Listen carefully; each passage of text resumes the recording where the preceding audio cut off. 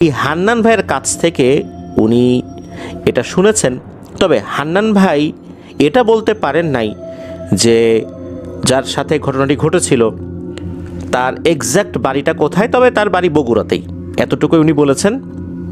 আর অনেক দিন আগের ঘটনা তো উনি বেশ কিছু নামও বলতে পারেন নাই, আবার কিছু কিছু নাম বলেছেন সেগুলো অবশ্য এই সুজন ভাই মনে করতে পারেন নাই, কারণ শুনেছেন তো একবার, সবসময় তো আর লিখে রাখা সম্ভব হয় না। ওনার মনে ছিল সেই অনুযায়ী উনি লিখে পাঠিয়েছেন। তো চলুন ঘটনায় চলে যাই। তো ঘটনাটি 1950-এর দশকের কোনো একটা সময় ঘটেছিল। যার সাথে ঘটেছিল বা এই ঘটনার মূল যে চরিত্র তার নাম হচ্ছে আলাউদ্দিন। এই আলাউদ্দিন নামটা কিন্তু ঠিক আছে, এটা কোনো ছদ্মনাম না। তো এই আলাউদ্দিনকে কিন্তু গ্রামের সবাই অনেক সম্মান করত, ভালোবাসতো। আর আলাউদ্দিনের যে কাহিনীটা এটা মানুষের মনের মধ্যে দীর্ঘদিন গেঁথে ছিল। বিভিন্ন সময় মানুষজন আলাউদ্দিনকে নিয়ে আলোচনাও করত। কেন মানুষ তাকে সম্মান করত, ভালোবাসতো, কেনই বা তার কথা মানুষের মুখে মুখে ছিল, সেটাই এই ঘটনার মূল উপজীব্য। চলুন শুরু করি। এই আলাউদ্দিন ইনি ছিলেন মা বাবার একমাত্র সন্তান। মা বাবা চেয়েছিলেন তাকে মাদ্রাসায় লেখাপড়া করাতে, কোরআনে হাফেজ বানাতে, আলেম বানাতে, দিনের খেদমত করাতে।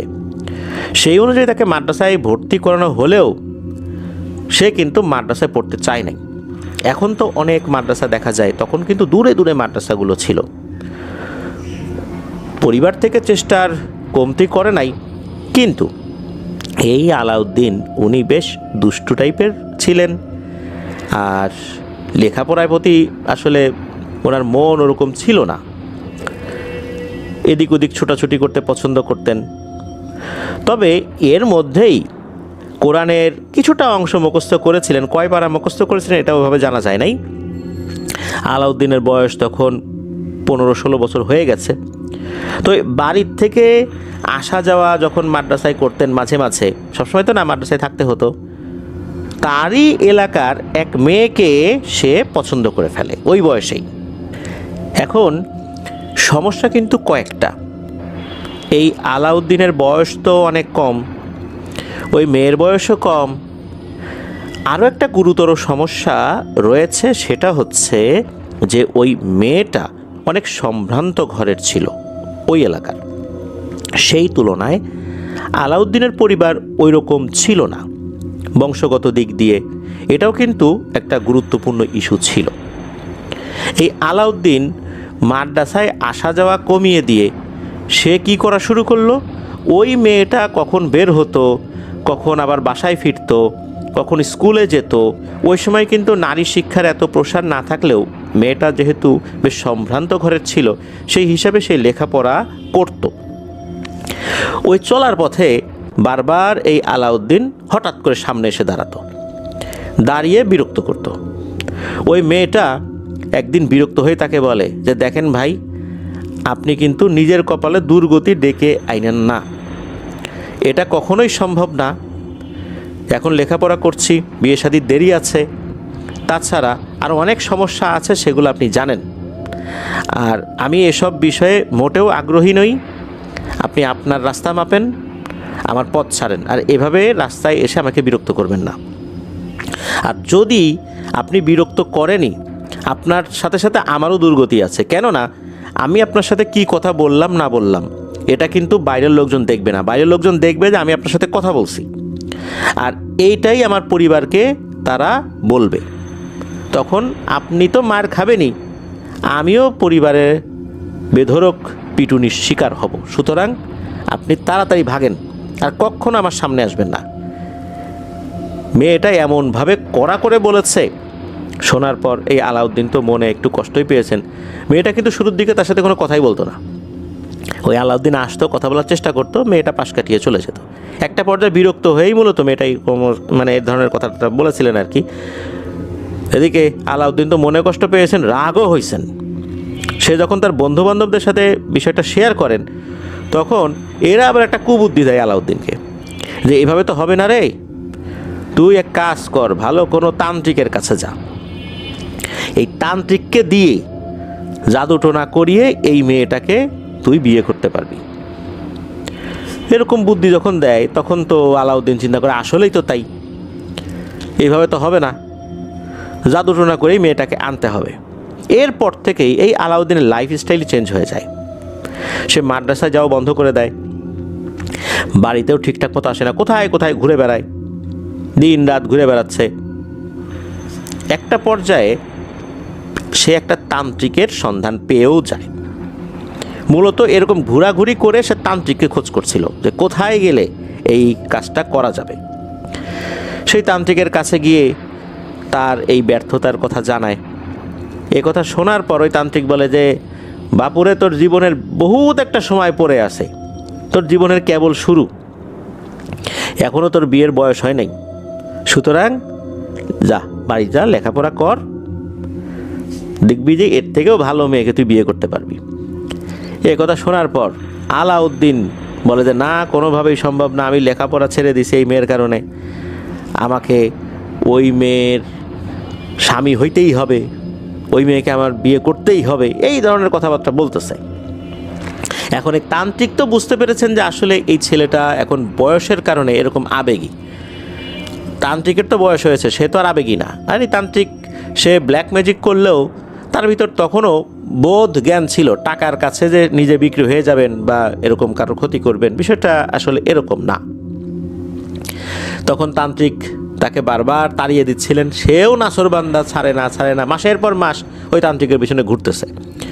একটা পর্যায়ে তান্ত্রিক দেখলেন যে আসলে এই ছেলেটা নাছোড়বান্দা, সে আমার কাছে না হোক অন্য কারো কাছ থেকে কিন্তু জাদুটোনা করেই আনবে, তাতে হিতে বিপরীত হতে পারে।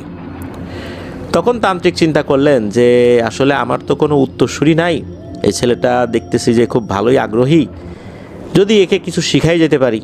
আর এর ভিতরেও তখন একটা বিবেক বুদ্ধি চলে আসবে, এই মেয়ের কথা তখন ভুলে যাবে, বয়সও বাড়বে, আস্তে আস্তে এই মেয়ের থেকে তার মন উঠে যাবে একটা দীর্ঘ গ্যাপ হয়ে গেলে। তো তান্ত্রিক এরকম চিন্তা করছেন। তান্ত্রিক বলে, আচ্ছা ঠিক আছে, তোকে আমি কিছু দিব নে, তুই থাক, আমার সাথে থাক। এইভাবে তান্ত্রিকের সাথে থেকে থেকে তান্ত্রিক কীভাবে কাজ টাজ করে এগুলো দেখছে। তো এইভাবে আরও বেশ কিছু দিন কেটে যায়, বেশ কিছু দিন বলতে প্রায় 3-4 বছর। এই সময়ের মধ্যেও তো আলাউদ্দিনের বয়সে বেড়েছে, কিন্তু তার ওই যে চিন্তা ওই মেয়ের প্রতি, এটা কিন্তু বিন্দুমাত্র কমে নাই। তান্ত্রিকের চিন্তা ভাবনাই ভুল হয়ে গেল। আলাউদ্দিনকে সে বিভিন্ন কথা বলে যে ফিরায় আনবেন, সেটা কিন্তু হয়নি। একটা পর্যায়ে আলাউদ্দিন তো খুব ভালো করে ধরছে যে আর কতদিন, অনেক দিন তো করলাম, এবার কিছু একটা আমাকে করে দেন। তখন তান্ত্রিক দেখলেন যে আসলেই তো মুসিবত, এই ছেলে তো কোনোভাবেই ফেরত আসলো না। তখন তান্ত্রিক বলে, আচ্ছা ঠিক আছে, তোকে আমি নিজে কিছু করে দেব না, তোর কাজ তুই করবি, তুই নিজেই তান্ত্রিক হয়ে যা, তুই নিজেই অনেক কিছু করা শিখে যা, সেটা করলে কেমন হয়। এই কথা শোনার পর আলাউদ্দিন চিন্তা করে, আসলেই তো তাই, এইভাবে কবিরাজের পিছনে ঘুরে ঘুরে কোনো কাজ করার থেকে নিজে করাই তো ভালো। যখন এটাতে রাজি হলেন, তখন ওই তান্ত্রিক চিন্তা করলেন, যাক, আলাউদ্দিন তো টোপ গিলেছে, এই কাজ শিখতেও তো আরও 3-4 বছর সময় লাগবে, এর ভিতরে দেখা যাবে যে ওর মাথা থেকে এই মেয়ের চিন্তা দূরীভূত হয়ে গেছে, সে আবার অন্য অন্য চিন্তা ভাবনা করতেছে। এই চিন্তা কিন্তু তান্ত্রিক করেছেন। আর আলাউদ্দিন কিন্তু তার বিপরীত চিন্তা করেছেন যে একবার শিখে নেই, তারপর দেখে ওই মেয়ের উপর কীভাবে জাদুটোনা করা যায়। যেহেতু তান্ত্রিক বলেছেন যে তাকে শেখাবেন, শেখানোর প্রথম যে ধাপ, যে আসলে আলাউদ্দিন প্রস্তুত কিনা শারীরিকভাবে মানসিকভাবে, তখন ওই তান্ত্রিক বলেন যে একটা জায়গার কথা, ওই জায়গায় তাকে যেতে হবে রাতের বেলা, কোনো এক অমাবস্যা রাতে। আর এমন একটা জায়গার কথা বলেছেন সেখানে দিনের বেলাতেই মানুষজন যায় না, আর রাতের বেলা যেতে হবে। এ কথা শোনার পর আলাউদ্দিন বলে, কোনো ব্যাপার না, আমি যাব, কোনো সমস্যা না। তান্ত্রিক বলেন, ওখানে যাওয়ার পর নাকি অনেকগুলো অদ্ভুত ধরনের কলা গাছ দেখতে পাওয়া যাবে, যে কলা গাছগুলো দেখতে অনেক সুন্দর। আমরা যে ধরনের কলা গাছগুলো দেখি, কলা গাছের যে পাতাগুলো হয়, এই পাতাগুলো যখন শুকিয়ে যায়, শুকিয়ে একদম শুকনো হয়ে কলা গাছের সাথে লেগে থাকে, কিন্তু এমন কিছু কলা গাছ সে দেখতে পাবে, এত সুন্দরভাবে সেগুলো লাগানো, এরকম শুকনো কোনো ডাল সেখানে থাকবে না, কলা গাছগুলো দেখতে খুবই সুন্দর হবে। এই কলা গাছগুলোর মধ্যে এমন একটা কলা গাছ আছে, যেই কলা গাছে 3টা তোর আছে। তোর বলতে 3টা জায়গা থেকে কলার কাঁধি বের হয়ে আসে, মানে 3টা কাঁধি রয়েছে। এই রকম গাছ নিচ থেকে এক কোপে কেটে দিতে হবে, এক কোপে। আর ওই কোপটা দেওয়ার আগেও আর একটা বিষয়ে খেয়াল করতে হবে, ওখানে যাওয়ার পর নাকি মাটির ভেতর থেকে ঝিনঝিন ঝিনঝিন শব্দ করতে করতে একটা জিনিস ওই কলা গাছের ভিতরে ঢুকবে নিচ থেকে, একবার উপরে উঠবে শব্দ করতে করতে, একবার কলা গাছের গোড়ার দিকে নামবে, আবার উপরের দিকে উঠবে, আবার নিচের দিকে নামবে। যখন এই উপর নিচ করতে থাকবে তখন কিন্তু কলা গাছটা থরথর করে কাঁপতে থাকবে। যখন ওই শব্দটা আস্তে আস্তে মাথার দিকে উঠবে তখন এক কোপে গোড়া থেকে কলা গাছটা কেটে ফেলতে হবে। তাতে করে হবে কি, ওই জিনিসটা ওইটার ভেতরে আটকে যাবে। এরপর ওই কলা গাছটা কাঁধে নিয়ে এই তান্ত্রিকের বাসায় চলে আসতে হবে। তো এরকম কথা বললেন, আর তান্ত্রিক বললেন যে এরপর তোর তান্ত্রিক হওয়ার প্রথম যাত্রা শুরু হবে, এটা তোর পরীক্ষা। কিন্তু এই পরীক্ষায় যদি একটু ভুল করা হয় বা এক কোপে যদি ওই কলা গাছটা না কাটা হয়, কলা গাছের কোনো একটা আঁশও যদি অবশিষ্ট থাকে, কলা গাছের গোড়ার সাথে লেগে থাকে, তাহলে কিন্তু মৃত্যু নিশ্চিত। এরপর যে কয়েকটা দিন ছিল, আলাউদ্দিন কী করেছে, বিশাল বড় একটা ধারালো রামদা সে নিয়ে আসছে। প্রতিদিন সেটাতে শান দেয়, মানে ধার দেয়, আর আশেপাশে যে কলা গাছগুলো আছে সেই কলা গাছের উপর সেটার ধার পরীক্ষা করে। গোড়াতে মারে এক কোপ, কখনো কখনো দেখা যাচ্ছে অর্ধেক পর্যন্ত গিয়ে আটকে গেছে, তখন বুঝতে পারে যে এভাবে হবে না, আরও শক্তি দিয়ে কাটতে হবে। এইভাবে টানা কয়েকদিন সে বিভিন্ন কলা গাছের উপরে প্র্যাকটিস করেছে, যাতে করে এক কোপে গোড়া থেকে কলা গাছটা ফেলে দেওয়া যায়। এরপর ঘনিয়ে আসে সেই অমাবস্যার রাত।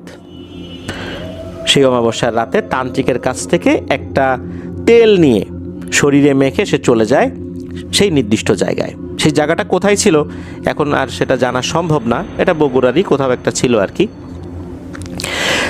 সে তো চলে গিয়েছে ওইখানে, অমাবস্যার রাত, ঘুটঘুটে অন্ধকার। কিন্তু নির্দিষ্ট জায়গায় আসার পর সে দেখে কোথাও তো কোনো কলা গাছ দেখা যায় না। কি জ্বালাতন, কলা গাছ পাবো কোথায় এখন, সব জায়গায় তো ঘুটঘুটে অন্ধকার। এরকম করতে করতে এদিক ওদিক তাকাতে তাকাতে হঠাৎ করে একটা জায়গায় দেখে বেশ আলোকিত। আলোর উৎস যে কি এটা বোঝা যাচ্ছে না। আর ওইখানে কয়েকটা সারিতে বেশ কিছু কলা গাছ দেখা যাচ্ছে। কলা গাছগুলো দেখতে অনেক সুন্দর, পাতাগুলোও সুন্দর, কলা গাছের যেই মূল কাঠামো সেটাও অনেক সুন্দর। কোনো কোনো গাছে একটা কাঁধি রয়েছে, দুটা কাঁধি রয়েছে। ওইখানে সে চলে যায়। যাওয়ার পর সে খুঁজে খুঁজে একটা গাছ যেই না দেখেছে যে সেখানে তিনটা কাঁধি রয়েছে, সে ওই গাছটার কাছে চলে গেছে। যাওয়ার পরপরই হঠাৎ করে মনে হলো মাটিটা থরথর করে কেঁপে উঠলো, মৃদু ভূমিকম্প হলো মাটিতে। আর মনে হচ্ছে দূর থেকে ঝিনঝিন ঝিনঝিন শব্দ করতে করতে করতে করতে কোনো একটা জিনিস মাটির নিচ দিয়ে আসছে।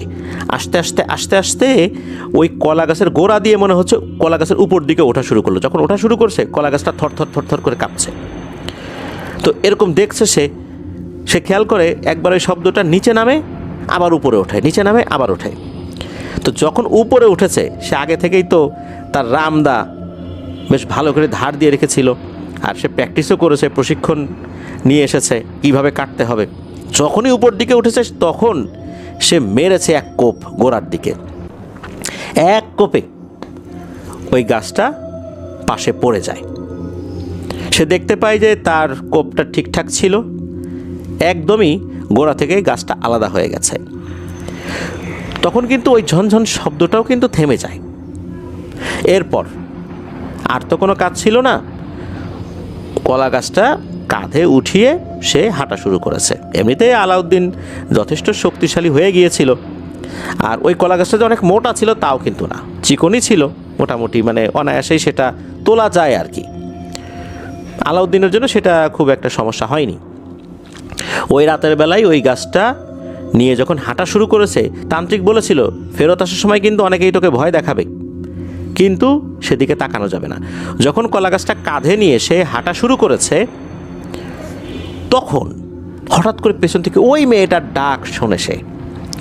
মেয়েটা তাকে নাম ধরে ডাকছে, আলাউদ্দিন, আলাউদ্দিন, এই যে আমি এখানে, তুমি কোথায় যাও? আলাউদ্দিন মুহূর্তের মধ্যে থেমে যায়, একটা মায়াজালে আবদ্ধ হয়ে যাওয়ার উপক্রম হয়। সাথে সাথে তার গুরুর শিখিয়ে দেওয়া সেই কথাগুলো মনে পড়ে যে খবরদার পিছন দিকে তাকানো যাবে না। এরকম অনেক পরিচিত কণ্ঠে তাকে ডাকবে। পেছন দিকে তাকালেই কিন্তু শেষ, এই সাধনা সব নস্যাৎ হয়ে যাবে। আলাউদ্দিন পিছন দিকে তাকায় না, সোজা হাঁটা শুরু করে।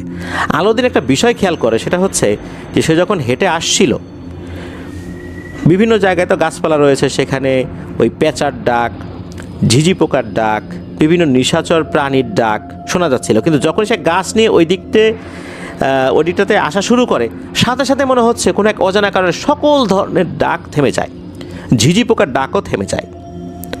মনে হচ্ছে এরা ডাকতে ভুলে গেছে, এমন একটা অবস্থা। সে চলে আসে। প্রতিমধ্যে বেশ কিছু ঘটনা ঘটেছিল, বিভিন্ন ধরনের প্রাণীর অবয়ব নিয়ে তার কাছে আসার চেষ্টা করেছে, তবে আলাউদ্দিন সেটাতে কোনো পাত্তা দেয়নি। সে চলে আসে তান্ত্রিকের বাসায় সে ধরাম করে সেই কলা গাছটা তান্ত্রিকের উঠোনে ফেলে। তান্ত্রিক তো জেগেছিল, সেও চিন্তিত ছিল যে আলাউদ্দিনের কি হয় না হয়। সে দেখলো যে না, আলাউদ্দিন ঠিকঠাক মতোই কাজটা করতে পেরেছে, কোনো সমস্যা নাই। আলাউদ্দিনকে দেখে তান্ত্রিক বলে, হ্যাঁ তুই আসলেই পারবি, তোর দিয়ে কাজটা হবে। এরপর থেকে আলাউদ্দিনের তান্ত্রিকতা শেখার কাজটা শুরু হয়। কিভাবে শিখেছিল এটা আসলে জানা যায় না, তবে জানা যায় যে তান্ত্রিক এমন কিছু বিদ্যা তাকে শিখিয়েছিল যেই বিদ্যা প্রয়োগ করতে তান্ত্রিক নিজেও ভয় পেত। সে নিজেও কখনো ওই বিদ্যা প্রয়োগ করেনি, তবে সে সেটা জানতো। সে 5 বছর এই আলাউদ্দিনকে এই কাজ শিখিয়েছিল। আলাউদ্দিন কিন্তু এই 5 বছর অনেক কিছু শিখলেও ওই মেয়েটার চিন্তা মাথার থেকে দূর করতে পারে নাই। তান্ত্রিক শেষ পর্যন্ত দেখলো যে আলাউদ্দিন নাছোড়বান্দা, সে এই মেয়েটার চিন্তা মাথা থেকে কোনোভাবেই দূর করতে পারবে না। এখন আলাউদ্দিনকে তো শিখিয়ে দিয়েছে সে, আলাউদ্দিন নিজের থেকে যা কিছু করার সে করবে, সে নিজে আর কিছু করে নাই। এর মধ্যে কিন্তু আলাউদ্দিনের বয়সও বেড়েছে। সেই 16 বছর বয়সে ওই মেয়ের পিছু পড়েছিল। এর মধ্যে কিন্তু অনেকগুলো বছর কেটে গেছে। 5 বছর ধরে খালি শিখেছে, তার আগে প্রায় 3 বছর চলে গেছে, তার মানে 8 বছর। এখন তো সে বিবাহের উপযোগী হয়ে গেছে। ওইদিকে ওই মেয়েটাও লেখাপড়া শিখেছে। এর মধ্যে তার কিন্তু বিয়ে শাদী হয়নি, সে লেখাপড়া করছিল। শোনা যায় এরপরে আলাউদ্দিন এমন কিছু তন্ত্রমন্ত্র প্রয়োগ করেছিল, ওই মেয়েটা সে নিজে থেকেই আলাউদ্দিনের কাছে চলে এসেছিল। তার সাথে বিয়ে হয়, সংসার শুরু হয়। তবে শুরুর দিকে আলাউদ্দিন এই বিষয়টা তার স্ত্রীকে বলেনি। একটা সময় এসে বলেছিল, বলার পর তার স্ত্রী রাগ করেছিল, মন খারাপ করেছিল, তবে মেনেই নিয়েছিল। যাক, আমার জন্য এই ছেলেটা এত কষ্ট করেছে, কি আর করা, জাদুটোনা করেই হোক আর যে কোনো কারণেই হোক, আল্লাহ চাইছেন বলেই তো জাদুটোনা কাজ করেছে, তা না হলে তো হতো না।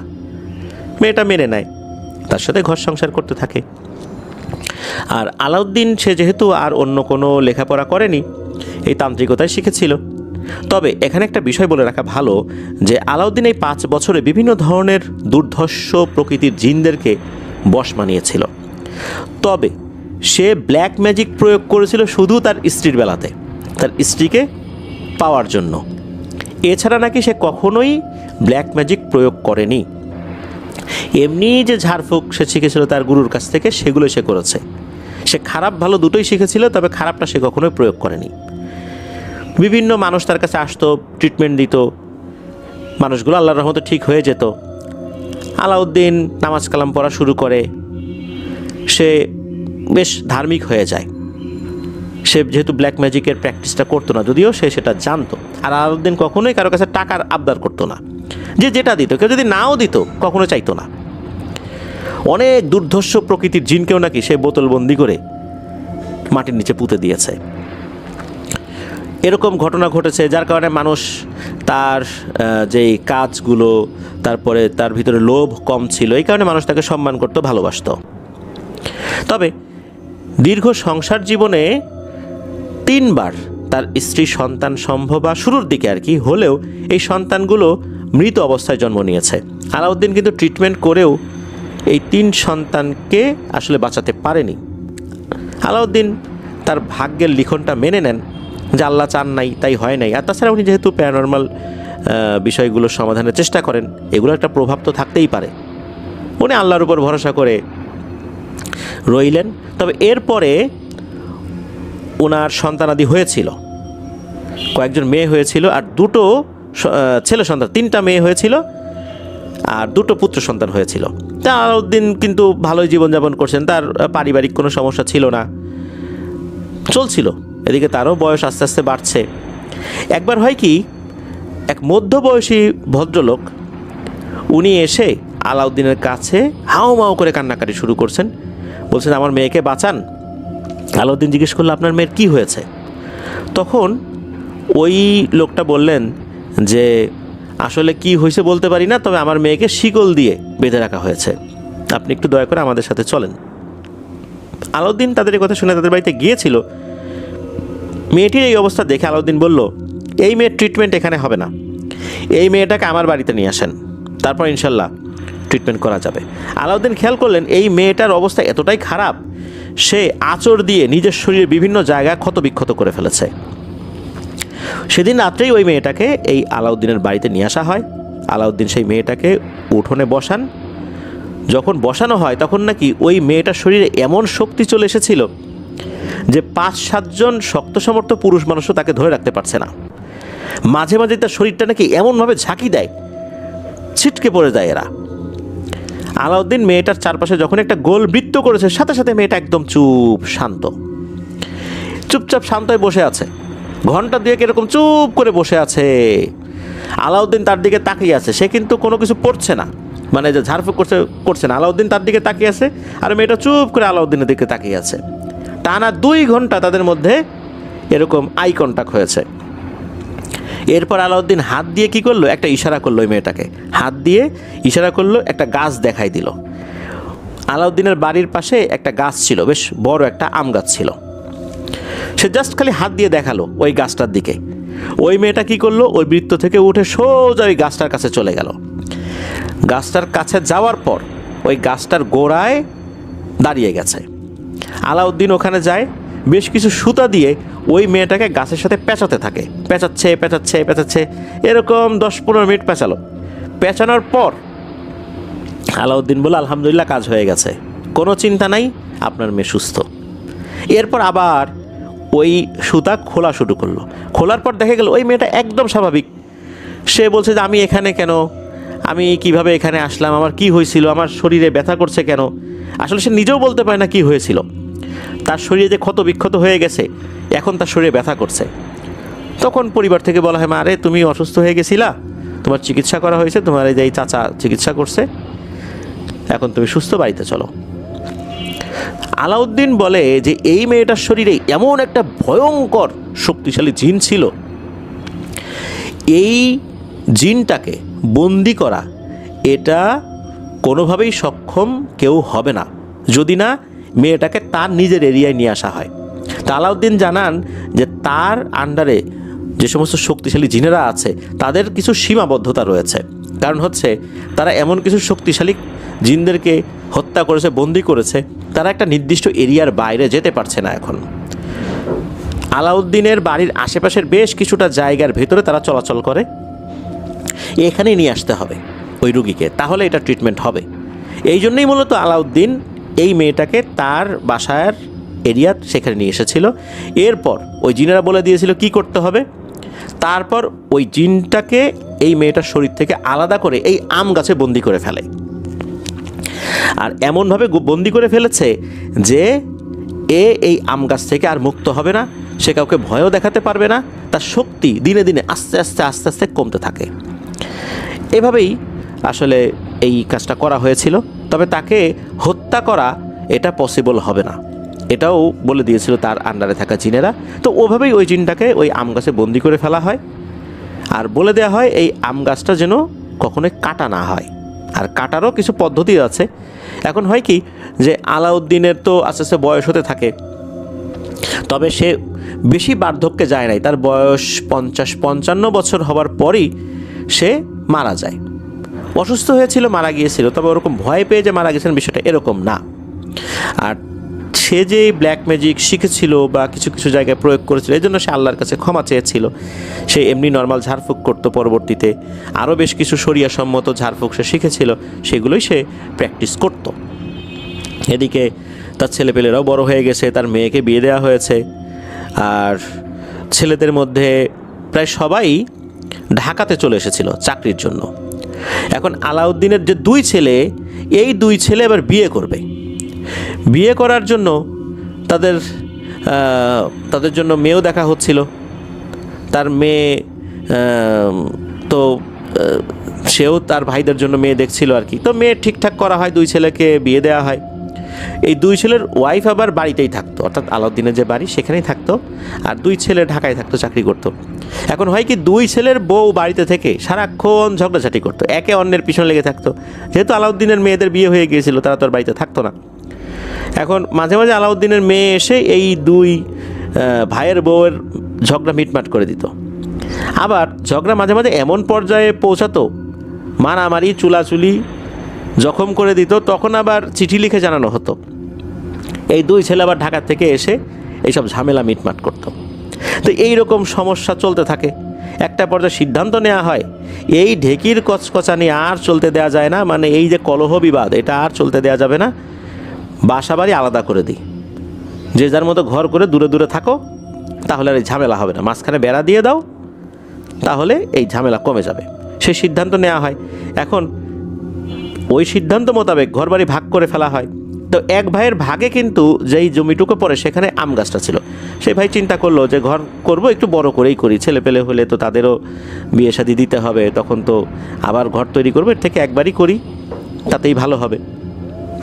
ঘর বড় করার ক্ষেত্রে, মানে উনি যে জমিটা পেয়েছিলেন এক ছেলে, ওই বড় করার ক্ষেত্রে ওই আম গাছটা বাধা হয়ে গেল। ওই আম গাছটা সেই ছেলে কাটতে চাইল। রাতের বেলা স্বপ্নে দেখেছে কোনো একটা অবয়ব, তবে এই অবয়বগুলো ভালো, দুটো অবয়বকে দেখছিলেন আর কি। বলছে যে বাবা রে, খবরদার, ভুলেও এই গাছটা কাটিস না, তাহলে কিন্তু অনেক বড় ক্ষতি হয়ে যাবে, সাবধান। তো এরকম কিন্তু একটা দিনই স্বপ্নে দেখেছে। তবে এই ছেলে এই স্বপ্নের কোনো গুরুত্ব না দিয়ে পুরাতন আম গাছটা কেটে ফেলে। যেদিন কাটা হয়েছে ওই দিন রাতের বেলায় ওই গ্রামের কিছু লোকজন হাট থেকে ফেরার পথে ওই আম গাছের জায়গায় যখন এসেছে, তখন দেখে বিশাল বড় দৈত্যের মতো একটা মানুষ দাঁড়িয়ে আছে। তার চেহারাটা দেখা যাচ্ছে না, মনে হচ্ছে মাথাটা একদম আকাশ পর্যন্ত ঠেকেছে। এই অবয়বের এক পা ছিল আলাউদ্দিনের বাড়ির সীমানায়, আর এক পা ছিল মাঠের মাঝখানে। এই দুই পায়ের মাঝখানে যেই জায়গাটা, এই জায়গাটাতে আম গাছের বেশ কিছু কাটা অংশ এসে রাখা হয়েছে, অর্থাৎ যারা গাছটা কিনেছেন তারা ওই জায়গায় এনে রেখেছেন। ওই সময় কিন্তু 4 থেকে 5 জন মানুষ একসাথে ছিল। এই ভয়ঙ্কর অবয়বটা দেখে ভয়ে তাদের কলিজা শুকিয়ে গেল। তারা ওই সময় ওই রাস্তা বাদ দিয়ে ঘুরে আর একটা রাস্তায় গেল। পরের দিন থেকে এই সবগুলো লোকের শরীরে ভয়ঙ্কর জ্বর। তারা তো পরিবারের কাছে বলেছিল যে আসলে কি হয়েছিল। কয়েকদিনের মধ্যেই নাকি এই লোকগুলো মৃত্যুবরণ করে। এই লোকগুলো মারা যাওয়ার সাথে সাথে চারদিকে রটে যায় আসলে ঘটনাটা কি হয়েছিল। এই ঘটনার পর আলাউদ্দিনের ছেলে সে চিন্তা করলো যে সে খুবই একটা বড় ভুল কাজ করে ফেলেছে, ওই স্বপ্নটার গুরুত্ব না দিয়ে। এমনকি সে নাকি তার মৃত বাবাকেও স্বপ্নে দেখেছিল ওই রাতেই। তার মৃত বাবাও এসে বলেছিল যে গাছটা না কাটতে, কিন্তু সে তো এই কাজটা করে ফেলেছে, বুঝতে পারে নাই। এই 5 জন মানুষ এই ভয়ঙ্কর দৈত্য আকৃতির অবয়বটাকে দেখে মারা গেছে। এরপরের থেকে এই আলাউদ্দিনের বাড়ির আশপাশ দিয়ে কেউ হাঁটাচলা করে না, মানুষ এত ভয় পেয়েছে। এমন একটা অবস্থা হলো যে এই বাড়িটা একদম একটা মানে এক ঘরে পরিবার হয়ে গেল, মানুষ এত ভয় পেয়েছে, ওই বাড়ির আশেপাশে কেউ যেতে চায় না, এমন একটা অবস্থা। এক রাতে ঘটল একটি ঘটনা, সেটা হচ্ছে এই যে আলাউদ্দিনের যে 2 ছেলে, এই 2 ছেলের আবার একটা সন্তান ছিল, বিশেষ করে বড় ছেলের সন্তান ছিল আর কি। তো এই বড় ছেলের যে বাচ্চাটা, সেই বাচ্চাটা রাতের বেলা উঠোনে ধূপধাপ আওয়াজ শুনছে, মনে হচ্ছে মারামারি হচ্ছে। সে চিন্তা করলে কী ব্যাপার, উঠানে কে? সে দরজাটা খুলে বাইরে যখন বের হয়েছে, সে দেখে যে 3টা অবয়ব, 2টা অবয়ব সাদা জুব্বা টাইপের কিছু পরা, বেশ উঁচা লম্বা, চেহারা ওইভাবে বোঝা যাচ্ছে না। আর আরেকটা অবয়ব মনে হচ্ছে বেশ কুচকুচে কালো, বেশ লোমশ আকৃতির। ওই 2টা মিলে ওইটাকে মারছে, আবার ওইটাও ওই 2টাকে মারছে, এরকম চলছে। তখন আবার সে বলে ওঠে, আপনারা কে, উঠানে মারামারি করছেন কেন? তখন নাকি 3 জনই মারামারি থামিয়ে দেয়। থামিয়ে দেওয়ার পর এই তিনজনই ওই ছেলেটার দিকে তাকায়। ছেলেটার দিকে তাকানোর পর ওই যে কালো অবয়বটা, এই অবয়বটা নাকি দৌড়ে ছুটে আসছিল ওই ছেলেটার দিকে, তখন নাকি ওই দুইটা অবয়ব তাকে ধরে ফেলে তাকে আবার পিটানো শুরু করছে। এদিকে ছেলেটা ভয় পেয়ে দরজা লাগিয়ে দেয়। এরপর আর কোনো সারা শব্দ সে পাচ্ছিল না। পরদিন সকালবেলা এই ঘটনাটা বলেছে পরিবারের সদস্যদের কাছে। তখন বলল যে আসলে তো ব্যাপারটা আরও ভয়ঙ্কর দিকে যাচ্ছে। ওই সময় বড় মাপের একজন হুজুরের কাছে ওনারা গিয়েছিলেন। এই বিষয়টা বলার পর ওই হুজুর যেটা জানান তা শুনে তো এই বাড়ির সকলের চোখ কপালে উঠেছে। আরে ঘটনাটা কি এত ভয়ঙ্কর, এটা তো বুঝতে পারি নাই। তো সেই হুজুর বলেন যে এই যে আলাউদ্দিন ওনার জীবদ্দশায় শক্তিশালী দুইজন জিনকে এই বাড়ির পাহারায় নিযুক্ত করেছিলেন। আর এই যে ভয়ঙ্কর যে জিনটাকে আম গাছে বন্দি করেছিল, সময়ের সাথে তার শক্তি কমে এসেছিল। এদিকে এই গাছটা কেটে ফেলার কারণে সে মুক্তি লাভ করেছে। আর এর চেহারাটা নাকি এতটাই ভয়ঙ্কর, মানুষ তো দূরের কথা, জিনেরাও একে দেখলে ভয় পায়। আর এর দর্শন যে পাবে সে এমন অসুস্থ হবে, এই অসুস্থ হয়েই সে মারা যাবে। মূলত ওই 4-5 জন মারা গেছিল এই কারণে। এখন এটার আর কোনো সমাধান নাই, সে মুক্তি পেয়ে গেছে। সমাধান একটা হতে পারে, এখান থেকে তাদেরকে সরে চলে যেতে হবে। এই ভিটা এরকমই পড়ে থাকবে, অন্য জায়গায় চলে যেতে হবে, এতেই সমাধান হতে পারে। এরপর ওনারা ওই ভিটাটা রেখে সবাই অন্যদিকে সরে চলে যান। তবে হ্যাঁ, একটা কথা, আলাউদ্দিনের ছোট ছেলে উনি নাকি একদিন ভোরবেলা মাছ ধরার উদ্দেশ্যে বাড়ি থেকে বের হয়েছিলেন। এরপর আর কখনোই বাড়িতে ফেরত আসে নাই। তো ভাই হারিয়ে গেছে, খুঁজে পাওয়া যাচ্ছে না। যতই বিবাদ, তাদের দুজনের মধ্যে তো এরকম বিবাদ ছিল না, সমস্যাটা ছিল তাদের 2 বউকে নিয়ে। 2 ভাইয়ের 2 বউ সারাক্ষণ ঝগড়াঝাটি করতো। অনেক খোঁজাখুঁজি করা হয়েছে, অনেক হুজুর কবিরাজকে বলা হয়েছে, কেউ কোনো সন্ধান দিতে পারে নাই যে তার ভাই কোথায় গেছে। এরপর মূলত বড় ভাই যে সে অনেক দূর চলে যায় ওই বাড়ির এরিয়া ছেড়ে। তার সন্তানাদি, তার নাতিরা এখনও আছে, বসবাস করছে। এখন তারা এক্স্যাক্ট কোথায় আছে, মানে এক্স্যাক্ট লোকেশন যেটা, এটা অবশ্য হান্নান ভাই বলতে পারেন নাই। তবে ওই যে আলাউদ্দিনের যিনি ছোট ছেলে, তার রহস্যময় অন্তর্ধান, সবাই অনুমান করেন যে এই ভয়ঙ্কর দানবটাই এই কাজটি করেছে। তাকে একদম ভ্যানিশ করে দিয়েছে, তার ডেড বডিটাও পাওয়া যায় নাই। তো এটাই ছিল ঘটনা। প্রিয় লিসেনার্স, আশা করছি ঘটনাটি আপনাদের ভালো লেগেছে। চলুন চলে যাব আমাদের এবার এপিসোডের পরবর্তী আরও একটি নতুন ঘটনায়।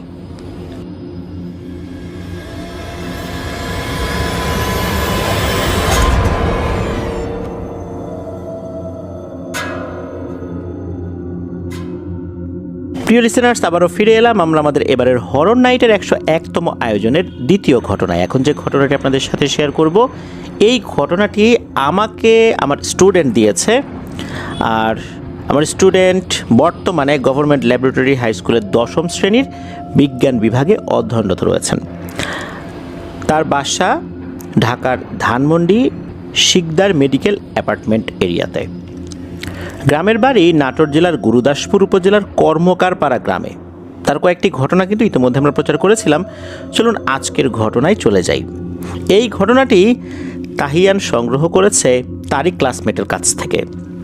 তবে তার ক্লাসমেট তার নামটা প্রকাশ করতে রাজি হয় নাই, কেননা যেই পরিবারের সাথে ঘটনাটি ঘটেছিল তাদের কাছ থেকে তো আসলে সেভাবে অনুমতি নেওয়া হয়নি। এই জন্যই মূলত আমরা তার নাম বলছি না, আমরা তাহিয়ানের বন্ধু বলেই সম্বোধন করব তাকে। ঘটনাটি ঘটেছিল 2016 সালে ঢাকার আজিমপুর এলাকায়। আর যেই পরিবারের সাথে ঘটনাটি ঘটেছিল তারা যেই ফ্ল্যাটে থাকতেন, সেই ফ্ল্যাটের একদম ইমিডিয়েট নিচতলাতে যে ফ্ল্যাটটা, এই ফ্ল্যাটে থাকতেন এই তাহিয়ানের বন্ধুর পরিবার। তো হঠাৎ এক রাত্রে ঘটে একটা ভয়ঙ্কর ঘটনা। সেটা হচ্ছে রাত তখন আনুমানিক 12টা, 12:30 একটু বেশি বাজে। হঠাৎ করে উপরের ফ্ল্যাটে ধুমধাম আওয়াজ, কাঁচ ভাঙার আওয়াজ, তারপরে তো চিৎকার চেঁচামেচি, এমন কান্নাকাটি যে এই কান্নাতে যে কোনো পাষাণ হৃদয়ের মানুষের হৃদয়ও গলে যেতে বাধ্য। এইরকম আওয়াজ আসছে, এরকম ধূপধাপ শব্দ হচ্ছে। এই শব্দ শোনার পর তাহিয়ানের বন্ধুর বাবা মা কিন্তু ছুটে গিয়েছেন। স্বাভাবিকভাবেই প্রতিবেশীর বিপদ হয়েছে, যেতে তো হবেই। তারপর দরজা ধাক্কাধাক্কি করছেন, অনেকক্ষণ ধরে দরজা ধাক্কাধাক্কি করছেন, খোলার নাম নাই। বোঝা যাচ্ছে তারা ভেতরে ব্যস্ত রয়েছেন। তো এই ফ্ল্যাটে যারা বসবাস করেন, এই পরিবারের কর্তার নাম হচ্ছে নজরুল, আর তার 2 মেয়ে রয়েছে, ইরিনা আর ইথিনা। ইরিনার বয়স 12 কি 13 বছর, সে তখন ক্লাস 6 বা 7 পড়তো। আর ইথিনা তখন কোন ক্লাসে পড়তো এটা ঠিক বলা মুশকিল, ওই বিষয়টা আসলে তার খেয়াল নাই, যিনি ঘটনা বলেছেন আর কি, এই তাহিয়ানকে।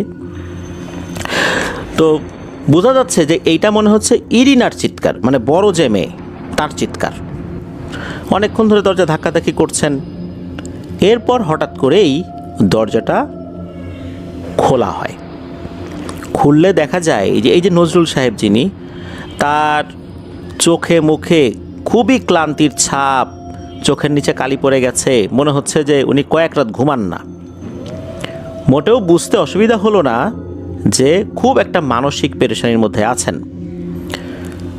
এদিকে তাহিয়ানের বন্ধুর বাবা যখন জিজ্ঞেস করেন যে ভাই কি হয়েছে, এরকম শব্দ হচ্ছে, ঘটনা কি, কোনো বিপদ হয়েছে, কথা বলার সাথে সাথে উনি তো হাউমাউ করে কান্নাকাটি শুরু করে দিয়েছেন যে ভাই বিশাল একটা বিপদে আছি, আসেন ভেতরে আসেন। ভেতরে যখন ওনারা ঢুকেছেন, ঢোকার পর দেখতে পান যে সারা ঘর কাঁচ ভেঙে ছড়িয়ে ছিটিয়ে রয়েছে, ছোপ ছোপ রক্ত। তো এই দৃশ্য দেখার পর নজরুল সাহেবকে উনি জিজ্ঞেস করলেন যে ভাই বলেন তো ব্যাপারটা কি। তখন উনি বলতে শুরু করলেন, অর্থাৎ নজরুল সাহেব বলতে শুরু করলেন যে তার যে বড় মেয়ে ইরিনা, তার একটা সমস্যা বেশ কয়েকদিন ধরে দেখা যাচ্ছে। প্রথম রাতের বেলা সে চিৎকার করে ঘুম থেকে উঠে পড়তো, এই বলে যে সে ভয়ঙ্কর দুঃস্বপ্ন দেখছে। আর ঘুম থেকে ওঠার পর নাকি সে একটা অবয়ব দেখতে পেত। সে বলতো যে বাবা দেখো দেখো, ও দাঁড়িয়ে আছে, ও আমাকে নিয়ে যাবে, আমাকে বাঁচাও বাবা, আমাকে বাঁচাও। মেয়ের কাকুতি মিনতি শুনে বাবা তো মেয়ের পাশে বসে থাকতেন, যাতে করে মেয়ে নিশ্চিন্তে ঘুমাতে পারে। প্রথমে সান্ত্বনা দিতেন যে আরে মা তুমি দুঃস্বপ্ন দেখছো, কিছু না, দোয়া দুরুদ পড়ে শুয়ে পড়ো, কিছু হবে না ইনশাল্লাহ। কিন্তু এই সমস্যা তো যায় না। প্রথম উনি দুঃস্বপ্ন মনে করলেও ধীরে ধীরে ইরিনার মধ্যে কিন্তু ব্যাপক পরিবর্তন আসতে শুরু করে।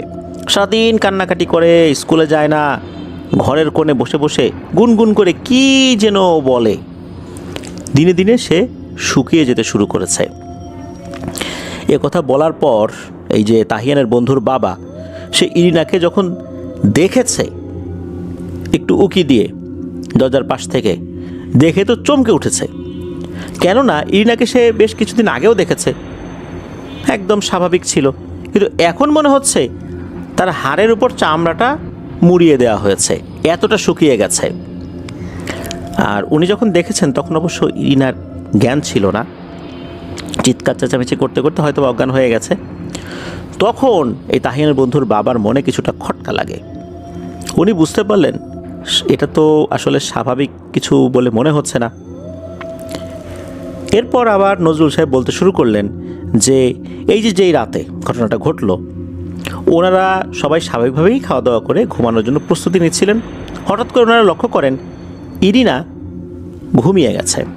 মনে মনে ওনারা খুশি হয়েছেন, কারণ রাত্রে তো আসলে সে ঘুমাতে পারে না।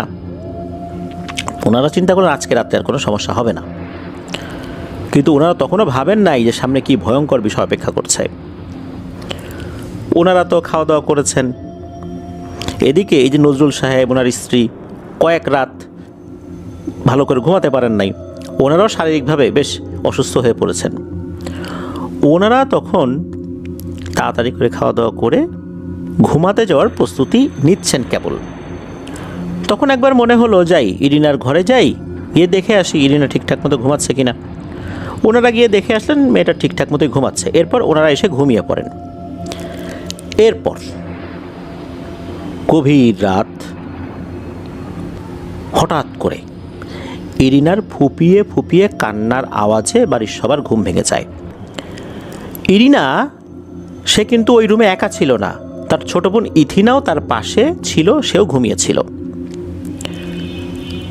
এই কান্নার শব্দ শোনার পর ইরিনার বাবা নজরুল সাহেব উনি উঠেছেন, ওনার স্ত্রী পাশে ঘুমিয়ে আছেন, তারও তো ভালো ঘুম হয় নাই, উনি আর তাকে ডাক দিলেন না, উনি নিজেই উঠলেন, আস্তে আস্তে ইরিনার ঘরের দিকে যাওয়া শুরু করলেন। তখন মনে হচ্ছিল ইরিনা কারো সাথে কথা বলছে, আর সে যার সাথে কথা বলছে তার কথাও শোনা যাচ্ছে, তবে উনি ঠিক বুঝতে পারছেন না যে ইরিনার সাথে যে কথা বলছে সে আসলে কি বলছে। নজরুল সাহেব কি করেছেন, ইরিনার ঘরে ঢোকার সাথে সাথে দরজার পাশে থাকা লাইটের সুইচটা অন করে দিয়েছেন। যখনই উনি অন করেছেন তখনই দেখেন এক বীভৎস দৃশ্য। আর এই জিনিস যে উনি কখনো দেখবেন এটা উনি কল্পনাও করেন নাই। উনি দেখেন ইরিনা যার সাথে কথা বলছে এটা আসলে কোনো মানুষ না, এটা বিশাল দেহি ভয়ঙ্কর একটা সাপ। যখনই লাইট দিয়েছে ওই সাপটা মাথা ঘুরিয়ে নজরুল সাহেবের দিকে তাকিয়েছে। এরপরই এই মোটা সাপটা একটা চিকন সাপের মতো জানালার যে শিক, এই শিকের ভেতর দিয়ে মুহূর্তের মধ্যে বাইরে বেরিয়ে গেল। এটা দেখার সাথে সাথে ইরিনা উত্তেজিত হয়ে গেল, সে চিৎকার চেঁচামেচি শুরু করে দিল। চেঁচামেচি করতে করতে তার রুম থেকে বাইরে বের হয়ে এসে এই কাচের জিনিসপত্র ভাঙচুর শুরু করে দিল। আর সে বলছে যে এই যে নজরুল সাহেব অর্থাৎ ইনার বাবা, সে কেন আলো জ্বালালেন, এখন এই জিনিসটার কাউকে বাঁচতে দেবে না। ইরিনা বারবার বলছে যে ও আমাকে নিয়ে যেতে এসেছিল, আমি যেতে চাচ্ছিলাম না, আমি ওর সাথে কথা বলছিলাম, কেন আলো জ্বালালা, এখন তো আর কেউ বাঁচতে পারবে না, সবাইকে তো মেরে ফেলবে, এই বলে সে ভাঙচুর করছিল। আর এই যে এত কিছু হয়ে যাচ্ছে, ইথিনা তো ঘুমিয়েই আছে, তার কিন্তু ঘুম আর ভাঙে না এর ভিতরে। ইরিনার মা, সেও তো ঘুমিয়েছিল, এরকম চিৎকার চেঁচামেচি তারও ঘুম ভেঙে যায়। সে বাইরে বের হয়ে এসে দেখে এই অবস্থা, কাচ ভেঙে একাকার, ইরিনা চিৎকার চেঁচামেচি করছে। উনি এই দৃশ্য দেখে অজ্ঞান হয়ে পড়ে গেছেন। ইরিনার বাবা পড়ে গেছেন তো মহা মুসিবতে। এদিকে মেয়ে চিৎকার চেঁচামেচি করছে, আবার ইরিনার মা এই দৃশ্য দেখে অজ্ঞান হয়ে গেছেন। ইরিনা এই যে কাচ ভেঙেছে, যখন ছোটাছুটি করেছে তার শরীর থেকেও রক্ত বেরিয়ে গেছে, বিশেষ করে যখন কাচের উপর পা পড়েছে, এই জন্য ছোপ ছোপ যে রক্তের দাগগুলো।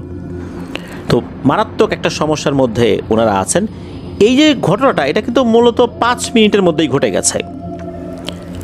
এরপর এই যে নজরুল সাহেব উনি তো এতটুকু বলে শেষ করলেন। এরপর ওই যে তাহিয়ানের বন্ধুর বাবা উনি রুমটা পরিষ্কার করতে সহযোগিতা করেন, কারণ এখানে হাঁটাটা খুব রিস্কি হয়ে যাবে, বিভিন্ন জায়গায় কাচের টুকরোগুলো ছড়িয়ে ছিটিয়ে আছে। ঘরটা উনিও পরিষ্কার করেন, নজরুল সাহেবও পরিষ্কার করে। তো ওই রাত্রের ঘটনা কিন্তু ওই পর্যন্তই। এর 1 দিন কি 2 দিন পরে নজরুল সাহেবের ওয়াইফ এই তাহিয়ানের বন্ধুর যেই বাসা আর কি, এই বাসায় আসছে। আসার পর ওই বন্ধুর মাকে উনি ডাকলেন, বেশ হাঁপাতে হাঁপাতে এসেছেন। এসেই বলছেন যে ভাবি, বড় একটা বিপদে পড়ছি, একটু সাহায্য করতে হবে। এখানে একটা বিষয় বলে রাখা ভালো, এই যে তাহিয়ানের এই বন্ধু তারা কিন্তু হিন্দু। ওইদিকে বিপদের কথা শুনে সেই বন্ধুর মা বললেন যে ভাবি বলেন না, কি বিপদ, আমি সর্বোচ্চ চেষ্টা করব সহযোগিতা করার জন্য। তখন উনি বললেন যে ভাবি, ঢাকেশ্বরী মন্দির থেকে এই যে প্রসাদ, যেটা এই প্রসাদ এনে দিতে হবে। তখন উনি জিজ্ঞেস করলেন যে কেন এই মন্দির থেকে এই প্রসাদ এনে দিতে হবে কেন? তখন উনি বললেন আর এক ভয়ঙ্কর ঘটনা, যে এই যে দুপুরবেলা, মানে ওই দিন দুপুরবেলা যেদিন আর কি ঘটনা ঘটেছে, এই প্রসাদ চাওয়ার আগে, ওই দিন থেকেই নাকি এই ইরিনা অদ্ভুত আচরণ করতে শুরু করেছে, দুপুর থেকে আর কি। সে বলতে থাকে রক্ত খাবো, রক্ত দে, এই একই কথা বারবার যখন বলছে, স্থানীয় একজন কবিরাজকে ডেকে আনা হয়। তিনি ঝাড়ফুঁক করেন। এক পর্যায়ে ওই জিন ইরিনার শরীরে নাকি হাজির হয়। সে এসে বলে যে যদি ঢাকেশ্বরী মন্দির থেকে প্রসাদ এনে তাকে দেয়া হয় তাহলে সে ভেবে দেখবে সে যাবে কি না, যাবে যে এটা বলে নাই। তখন কবিরাজ বলে ঠিক আছে, এটা এনে দেওয়ার ব্যবস্থা করা হবে। এরপরই মূলত ইরিনার মা চিন্তা করেছে যে কাকে বলা যায়। ইমিডিয়েট নিচের তলার ফ্ল্যাটে যেহেতু তাদেরই পরিচিত জন আছে, ওই রাত্রে তো এই তাহিয়ানের বন্ধুর বাবা গিয়েছিলেন ওখানে, এই জন্যই মূলত ওনার কাছে ছুটে এসেছেন। যেহেতু ওনারা হিন্দু, ওনারা ঢাকেশ্বরী মন্দিরে যান, সেখানে প্রসাদ যদি পাওয়া যায়, ওনারা যদি সহযোগিতা করেন। তো এই কথা শোনার পর তাহিয়ানের বন্ধুর মা কিন্তু একটু চিন্তিত হয়েছিলেন এই কারণে যে এই জিনিসটা যে উনি এনে দেবেন, যদি ওই জিনটা কোনো কারণে আবার ওনাদের পরিবারের উপর ক্ষিপ্ত হয়, তখন তো হবে আর একটা ঝামেলা। তবুও প্রতিবেশীর বিপদে তো সাহায্য সহযোগিতা করতেই হবে, এই চিন্তা করে উনি না করেন নাই। উনি দ্রুত ঢাকেশ্বরী মন্দিরে চলে যান, সেখানে পুরোহিতের সাথে কথা বলে ওখানে যে প্রসাদ থাকে তার কাছ থেকে প্রসাদ নিয়ে আসেন। তখনও কিন্তু কবিরাজ বাসাতেই ছিল। সেই প্রসাদ এনে দেওয়া হয় অল্প সময়ের মধ্যেই, যেহেতু আজিমপুরেরই ঘটনা, আর ঢাকেশ্বরী মন্দির তো আজিমপুরেই, ঢাকার। ওই প্রসাদটা যখন দেয়া হয় ইরিনার সামনে, ইরিনা নাকি খেয়ে নেয়। এরপর ইরিনা সেন্সলেস হয়ে যায়। এরপর চলে যায় 4 মাস। 4 মাসে কিন্তু ইরিনা একদম স্বাভাবিক হয়ে যায়। আস্তে আস্তে সে সুস্থ হতে থাকে, শারীরিক সক্ষমতা ফেরত আসতে থাকে, তার শারীরিক অবস্থা আবার আগের জায়গায় চলে আসতে থাকে। এটা দেখে পরিবারের সদস্যরা মনে করেছিলেন যে আল্লাহর রহমতে হয়তোবা ঝামেলাটা আর নাই, ঠিক হয়ে গেছে। 4 মাস পর হঠাৎ করে নতুন একটা সমস্যা ফেস করতে শুরু করে ইরিনার পরিবার। সেটা হচ্ছে ইরিনা কোত্থেকে যেন লাল রং এনে কপালে মাখে, মাথার উপরে দেয়, মুখে মাখে, হাতে মাখে। ওনারা প্রথমে চিন্তা করেছিলেন যে এটা হয়তো বা কোনো রং, পরে বুঝতে পারলেন এটার একটা অন্য ধরনের গন্ধ রয়েছে, আর এই গন্ধটা সিঁদুরের গন্ধ। ওনারা বুঝতে পারলেন যে এটা আসলেই সিঁদুর। সে এরকমভাবে মাথায় মাখছে, মুখে মাখছে, কপালে মাখছে, হাতে পায়ে মাখছে। ঘটনাটা কি? আর একটা ব্যাপার হলো, ইরিনা ঘর থেকে তার মায়ের যেই শাড়িগুলো রয়েছে, এই শাড়িগুলো বের করে সে পরা শুরু করেছে। সে এমনভাবে শাড়ি পরেছে, গ্রামের মহিলারা, বিশেষ করে যারা গেরস্থ বাড়িতে মহিলারা কাজ করেন, কাজ করার সময় তারা কিন্তু শাড়ি একটা বিশেষ পদ্ধতিতে পরেন। এমনি সবাই যেভাবে শাড়ি পরে সাজুগুজু করার সময়, ওইভাবে না, তারা কিন্তু একটা বিশেষভাবে শাড়ি পরেন যাতে করে কাজ করতে সুবিধা হয়। ওইভাবে সে শাড়ি পরেছে, অথচ সে কিন্তু শাড়ি পরতে জানতো না। সে খুব সুন্দরভাবে ওই স্টাইলে শাড়ি পরেছে, আর সে বিভিন্ন ধরনের কথা বলছে। দেখা গেল সে অদ্ভুত টাইপের একটা মূর্তিকে পূজা করছে। এই মূর্তিটা সম্পূর্ণরূপে আলাদা। হিন্দু ধর্মের যারা অনুসারী আছেন, তারা যেই ধরনের মূর্তিগুলোকে সাধারণত উপাসনা করেন বা পূজা করেন, মন্দিরগুলোতে যেই ধরনের মূর্তিগুলো দেখা যায়, এগুলোর সাথে এটার কোনো মিল নাই। খুবই ভয়ঙ্কর টাইপের একটা মূর্তি, এটাকে সে পূজা করছে। তো মুসলিম পরিবারের একটা মেয়ে, তার বাবা নজরুল সাহেব, উনি কিন্তু হাজি মানুষ। তো এই মেয়েটা এরকম করছে, তারপর সিঁদুর সে কপালে মাখছে, মাথায় দিচ্ছে, শরীরের বিভিন্ন জায়গায় দিচ্ছে। এটা তো আসলে খুবই ডেঞ্জারাস একটা জিনিস। সে খোলা চুলে বিভিন্ন জায়গায় ঘুরে বেড়াচ্ছে, ছাদে যাচ্ছে, তাকে আটকানো যাচ্ছে না। পরিবারের সদস্যরা বুঝতে পারেন যে এই 4 মাস আগের সমস্যাটা আবার ফেরত এসেছে। ওনারা আবার একজন হুজুরকে ডেকে নিয়ে আসেন, উনি রুকিয়া শুরু করেন। দীর্ঘ 2 ঘন্টার প্রচেষ্টায় ওই জিনটাকে হাজির করতে তিনি সক্ষম হন। জিনটা বলে এই মেয়েকে নাকি তার পছন্দ হয়েছে, সে একে ছেড়ে যাবে না। হুজুর গরু, ছাগল সহ আরও অনেক কিছু লোভ দেখান, কিন্তু এই জিনটা কোনোভাবেই ছেড়ে যাবে না। কোত্থেকে যে ধরেছে, কী কারণে ধরেছে, এটাও ওই জিনটা বলে না। হুজুর অনেক চেষ্টা করেও জিনটাকে বোতলবন্দি করতে পারেন নাই। উনি পরাজিত হয়ে বাধ্য হয়ে ফেরত চলে যান। তবে হুজুর চলে যাওয়ার পর 1-2 দিন ইরিনা কিছুটা স্বাভাবিক ছিল, আবার সেই সমস্যা শুরু হয়েছে। এবার দেখা যাচ্ছে ইরিনা খুব বেশি করে অসুস্থ হয়ে যাচ্ছে। একদিন ইরিনার পরিবার একজন হুজুরের সন্ধান পান।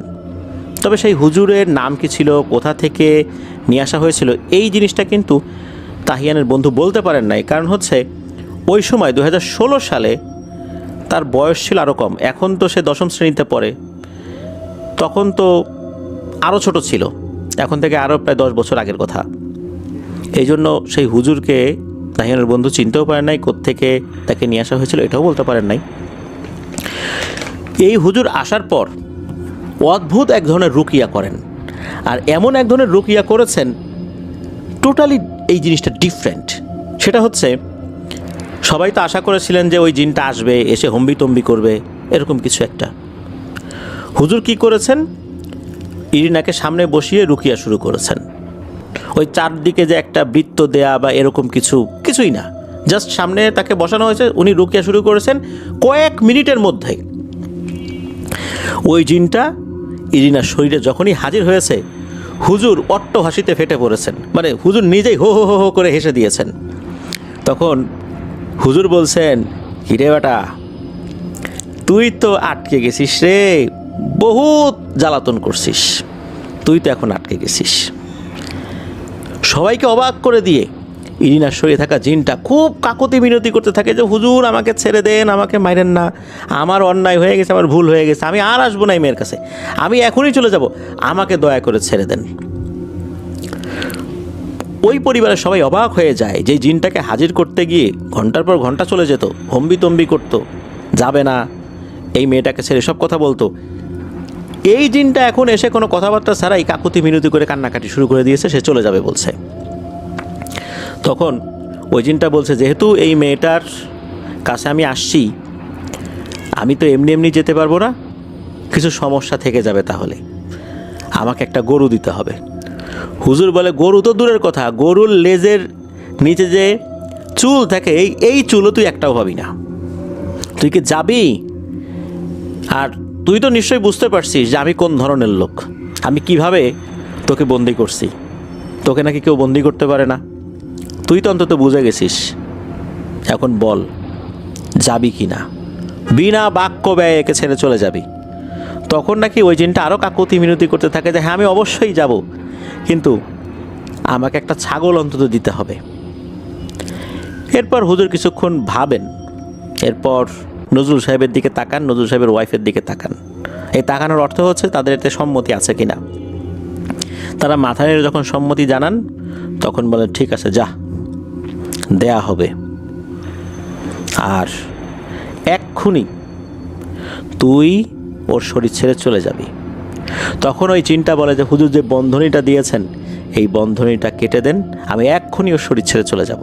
এরপর নাকি জিনটা বলেছিল যে কোথায় কিভাবে এই ছাগলটা দিতে হবে, তারা সেভাবে দিয়েছিলেন। তবে কোথায় কিভাবে দিতে হবে এই বিষয়ের কোনো তথ্য আসলে তাহিয়ানের বন্ধু বলতে পারেন নাই।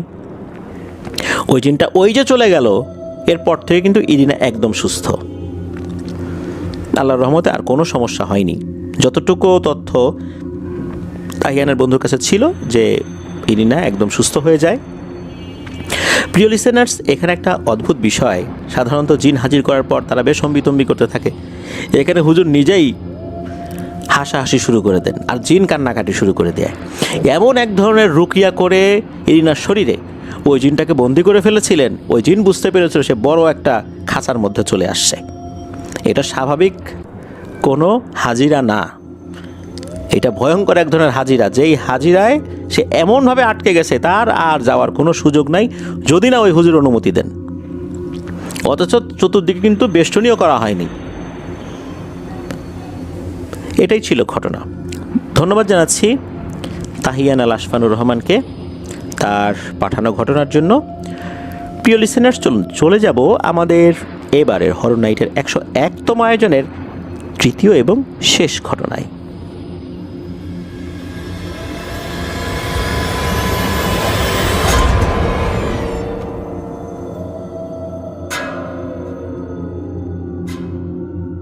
ফিরে এলাম প্রিয় লিসেনার্স আমাদের এবারের হরর নাইটের 101তম আয়োজনের তৃতীয় এবং শেষ ঘটনায়। ঘটনাগুলো কেমন লাগছে তা জানিয়ে ভিডিওর কমেন্ট সেকশনে কমেন্ট করতে কিন্তু ভুলবেন না। এছাড়া আমাদের ফেসবুক পেজের গ্রুপ তো রয়েছে আপনাদের হরর ওয়ার্ল্ড নামে, সেখানে গিয়েও আপনারা আপনাদের মতামত জানাতে পারেন। আপনাদের সাথে ঘটে যাওয়া বা আপনাদের জানা সত্য ভয়ের ঘটনাগুলো আমাদেরকে লিখে বা রেকর্ড করে ইমেল করতে পারেন afnandhorrorworldbd@gmail.com এই ইমেল অ্যাড্রেসে। আমাদের আরও একটি ইউটিউব চ্যানেল রয়েছে আফনান্স বি নামে, সেটার লিঙ্কও এই ভিডিওর ডেসক্রিপশনের একদম উপরের দিকে দেওয়া রয়েছে। সেখানে ক্লিক করলেই আপনারা আমাদের ওই চ্যানেলে চলে যাবেন, সেখানেও সাবস্ক্রাইব করার অনুরোধ করছি। প্রিয় লিসেনার্স, এই ভিডিও লাইক বাটন প্রেস করতে ভুলবেন না। ভিডিওর লিঙ্কটা বেশি বেশি করে শেয়ার করে দেওয়ার অনুরোধ করছি, যাতে করে অনেকেই আফনান দ্য হরর ওয়ার্ল্ড সম্পর্কে জানতে পারেন। যারা সত্য ভয়ের ঘটনা শুনতে ভালোবাসেন তাদের কাছে আফনান দ্য হরর ওয়ার্ল্ড পৌঁছাতে পারেন, তাদের কাছ থেকে অনেক অনেক ঘটনাও যেন আমরা পেতে পারি। চলুন ঘটনায় চলে যাই। এবারের ঘটনাটি আমরা যার কাছ থেকে পেয়েছি তার নাম জাকির হোসেন ভুট্টু। ভুট্টু ভাইয়ের বাড়ি সিরাজগঞ্জ জেলার শাহজাদপুর উপজেলার খুকনি ইউনিয়নের রূপসী গ্রামে। উনি যে ঘটনাটি পাঠিয়েছেন এই ঘটনাটির সূত্রপাত, অর্থাৎ এই ঘটনাটি মূলত ব্যাপকভাবে ওই পরিবারের লোকজন উপলব্ধি করতে পারেন 1999 কি 2000 সালে।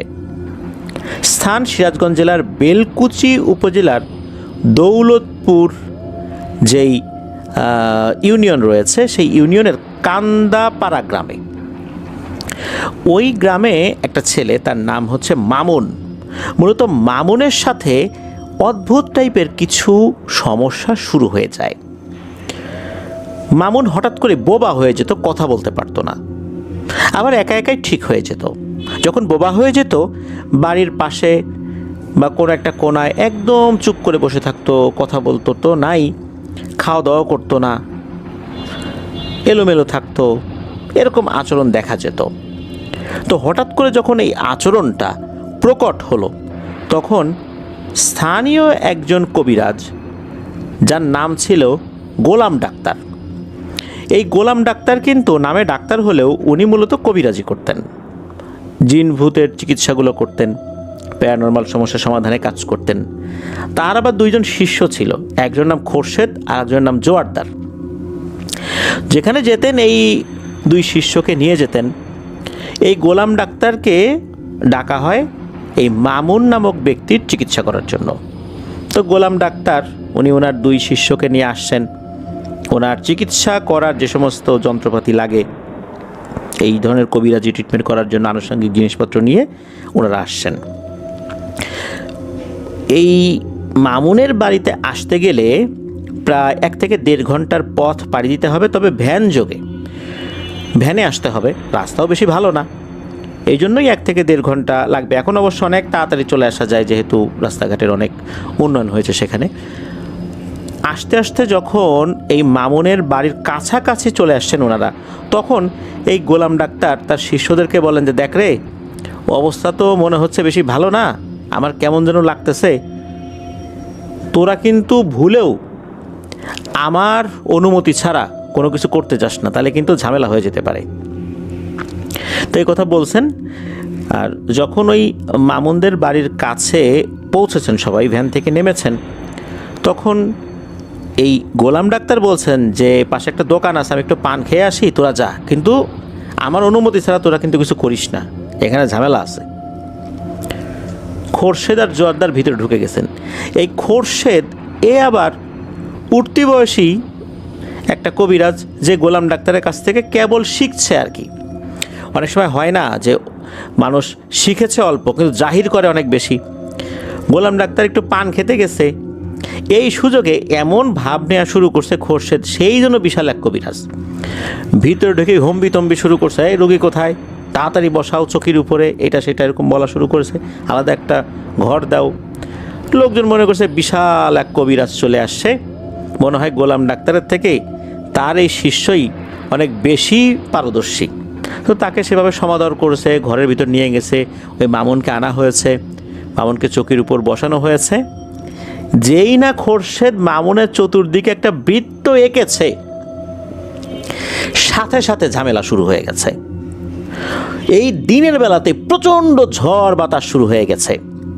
অনেক সময় হয় না যে এই ধরনের ভয়ের ঘটনার ক্ষেত্রে ঝড় বাতাস হচ্ছে, শুধু ওই বাড়ির লোকজন টের পাচ্ছে, আর ঝড় থেমে যাওয়ার পর অন্য কোনো আলামত নাই। বিষয়টা এরকম না, এমন ঝড় শুরু হয়েছে ওই বাড়ির পাশে থাকা ঘর বাড়িগুলোও মনে হচ্ছে উড়ে চলে যাচ্ছে। হঠাৎ করে এইরকম ঝড় বাতাস শুরু হয়ে গেছে, অথচ শুধু ওইটুকের বাইরে আর কোনো ঝড় বাতাস নাই। এই তো গেল বাইরে ঝড় বাতাসের ঘটনা। ভিতরে কি শুরু হয়েছে? ভিতরে দেখা যাচ্ছে এই চকিটা শূন্যে তুলে ফেলছে একবার, আর নিচে ধপাস করে ফেলে দিচ্ছে, আবার শূন্যে তুলছে, ধপাস করে ফেলে দিচ্ছে। কয়েকবার হওয়ার পর চকির যে পায়াগুলো থাকে এই পায়াগুলো ভেঙে যায়, চকিও ভেঙে যায়। এরপর এই মামুনকে একবার শূন্যে তুলে নিচ্ছে, আবার ফেলে দিচ্ছে, আবার শূন্যে তুলছে, আবার ফেলছে। গোলাম ডাক্তার পান খেতে গিয়েছে, বসে আশেপাশের লোকজনের সাথে একটু গল্পগুজব করছে। উনি চিন্তা করেছেন যে দেখি আশেপাশে একটু কথা বলি, একটু তথ্য নেই। আর ওরা দুজন গেছে, ওরা গিয়ে একটু আয়োজন করুক, এরপর আমি ঢুকি। এর মধ্যে শুরু হয়ে গেছে এই ঘটনা। গোলাম ডাক্তার যখন টের পেয়েছে সর্বনাশ, ঘটনা তো তার দুই শিষ্য ঘটায় ফেলছে, বিশাল এক বিপদের ঘটনা। উনি তো দৌড় শুরু করছেন ওই শিষ্যদের কাছে, আর ওই যে রুগী মামুনের কাছে। ওখানে যাওয়ার পর বলছে যে এই তোরা কী করছিস? আমি বলছিলাম না যে আমার কথা ছাড়া তোরা কিছুই করবি না, তাড়াতাড়ি চল, এক্ষুনি ভাগ, নাহলে কিন্তু খবর আছে। ওনারা তো ওইখান থেকে রওনা দিয়েছেন, ওনাদের যে ঝোলা ছিল, ঝোলা টোলা নিয়ে একদম দৌড়। ওনারা যদিও বা দিনের বেলা গিয়েছেন, তবে সেটা একদম পরন্ত বিকেল ছিল। ফিরে আসার সময় কোনো ভ্যান ট্যান ইনস্ট্যান্ট পান নাই। ওনারা তো হাঁটা শুরু করেছেন। হাঁটতে হাঁটতে যখন ওনাদের বাড়ির কাছাকাছি চলে আসছেন, তো ওই জায়গাটাতে মূলত 3 রাস্তার একটা মোড় রয়েছে, 3 জনের বাড়ি আবার 3 দিকে। এই যে জোয়ারদার নামক যিনি এই গোলাম ডাক্তারের একজন শিষ্য, তার বাড়ি ওখান থেকে কাছাকাছি। তখন সন্ধ্যা লেগে গেছে, চারদিকে মোটামুটি অন্ধকার হয়ে গেলেও এখনও কিছু কিছু আলো, হালকা আলো দেখা যাচ্ছে আর কি। কিন্তু সেটা দেখে পথ চলাটা একটু মুশকিলই হয়। একদম ঘুটঘুটে অন্ধকার হওয়ার আগে যেমনটা অবস্থা থাকে ওই রকম অবস্থা আর কি। তো জোয়ারদারের বাড়িতে ঢোকার সময় 2টো বাড়ি পড়ে রাস্তার 2 ধারে।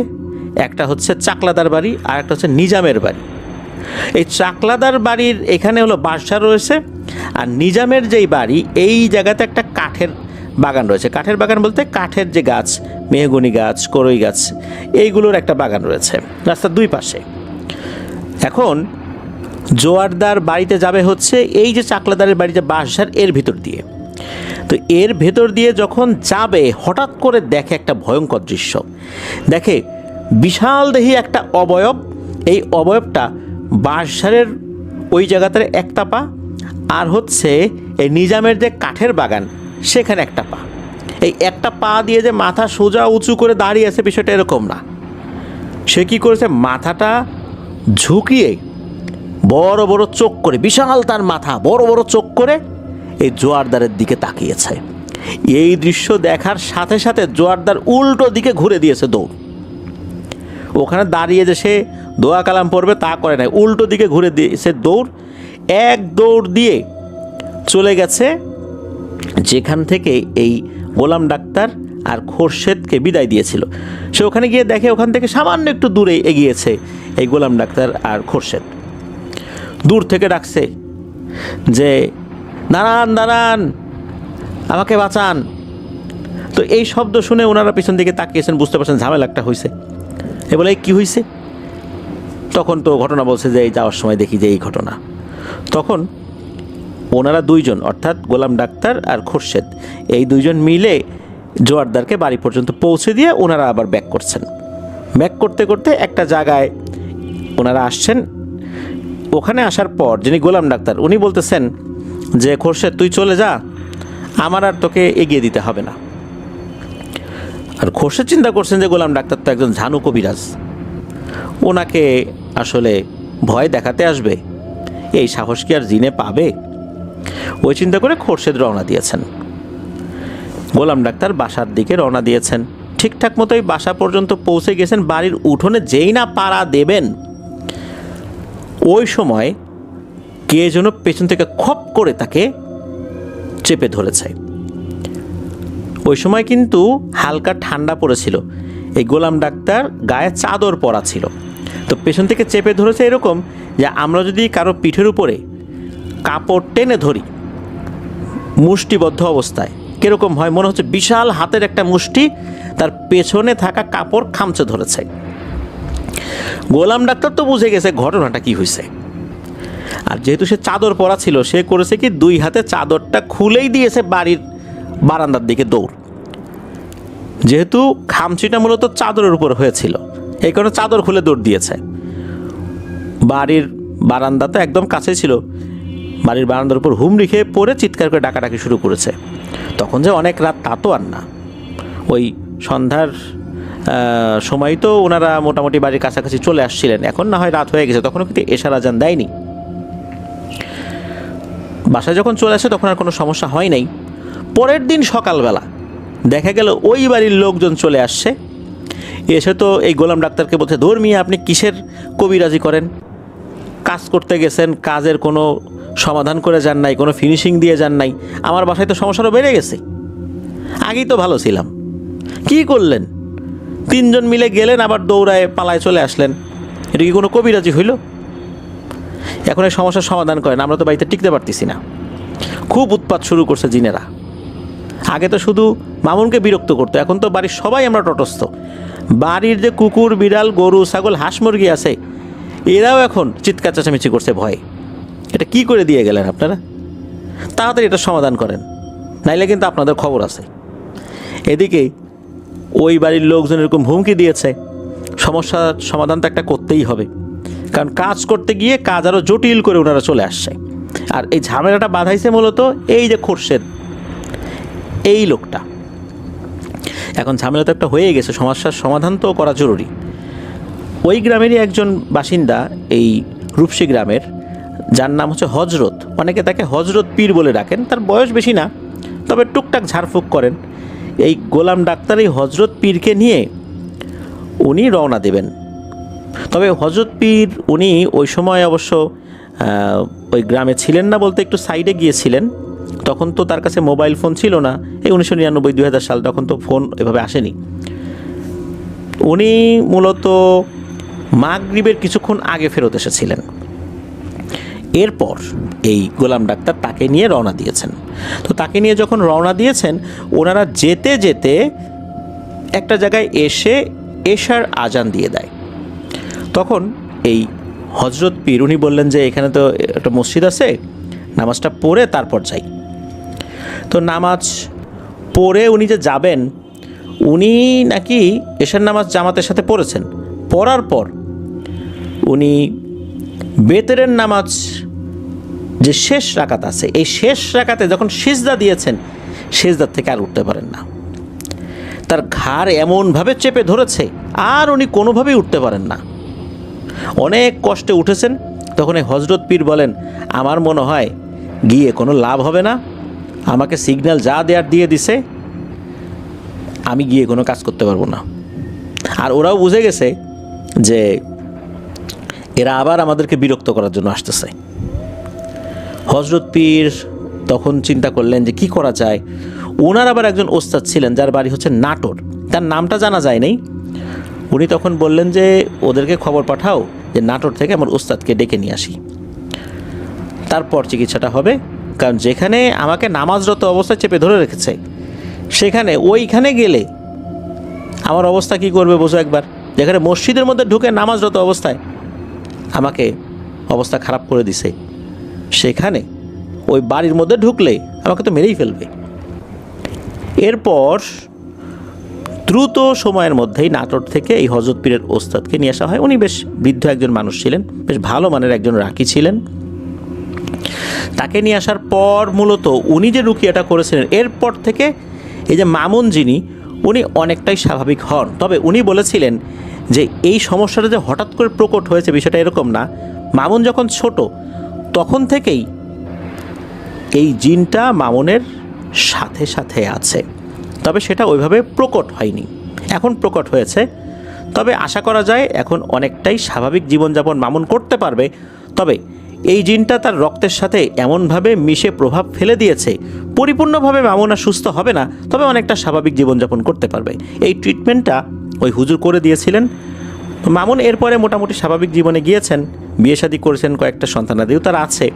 তবে এখনও উনি একদম পরিপূর্ণভাবে যে আমরা যেভাবে স্বাভাবিক জীবনযাপন করি আল্লাহর রহমতে আলহামদুলিল্লাহ, উনি ওইভাবে পারেন না। এখনও টুকিটাকি সমস্যা আছে, তবে আগের মতো ওইরকম সমস্যা তার নাই।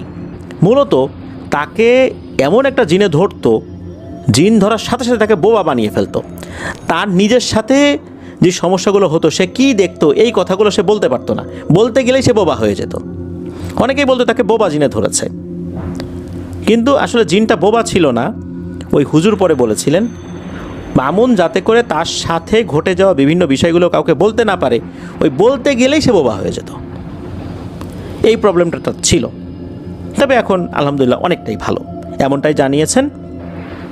প্রিয় লিসেনার্স, আসলে এই ঘটনার মধ্যে একটা গুরুত্বপূর্ণ শিক্ষণীয় ব্যাপার রয়েছে, সেটা হচ্ছে যে না জেনে পরিপূর্ণভাবে এলেম অর্জন না করে এই ধরনের রুকিয়াগুলো করতে যাওয়া উচিত নয়। অবশ্যই ভালো একজন আলেমের তত্ত্বাবধানে থেকে সেগুলো শেখা উচিত।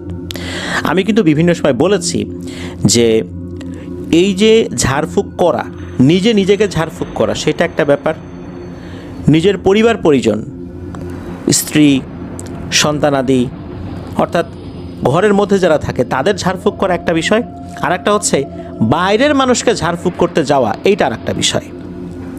এই জন্য আমি এর আগেও বলেছি যে আপনারা কেউ রুকিয়ার কোর্স করে জিনে ধরা রোগীর ট্রিটমেন্ট করতে যাবেন না।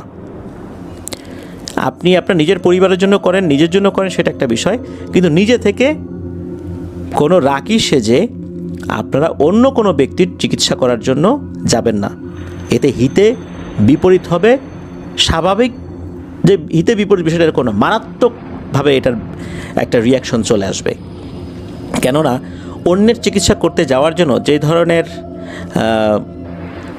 এলেমি জ্ঞান প্রয়োজন, বিশেষ করে এই ধরনের আধ্যাত্মিক যে জ্ঞান প্রয়োজন, এই বিষয়গুলো শুধু কোনো কোর্স করে অর্জিত হয় না। ভালো একজন আলেমের তত্ত্বাবধানে থেকে ধীরে ধীরে আধ্যাত্মিক যেই পাওয়ার, এইগুলো কিন্তু নিজের মধ্যে বৃদ্ধি করতে হয়, একটা পজিটিভ এনার্জি নিজের মধ্যে তৈরি করতে হয়। এরপর যখন আপনার ওস্তাদ আপনাকে এজাজত দেবেন, অর্থাৎ অনুমতি দিবেন, এবং উনি অনুমতি দিবেন ঠিক কতটুকু আপনি করতে পারবেন, যে তুমি এতটুকু করবা, এর বাইরে যেও না। কারণ ওই ওস্তাদ জানেন যে আপনি কতটুকু করলে আপনার সাধ্যের মধ্যে থাকবে, আপনি নিজেকে সেফ রাখতে পারবেন, আপনার পরিবারকে সেফ রাখতে পারবেন। আর এর বাইরে চলে গেলে অবশ্যই আপনি সেটা পারবেন না। কিন্তু পুঁথিগত বিদ্যা অর্জন করে কি সেটা বোঝা সম্ভব? নিশ্চয়ই সম্ভব নয়। এজন্য বলি, ভালো কোনো আলেমের তত্ত্বাবধানে থেকে কিন্তু এই বিষয়গুলো শিখতে হয়।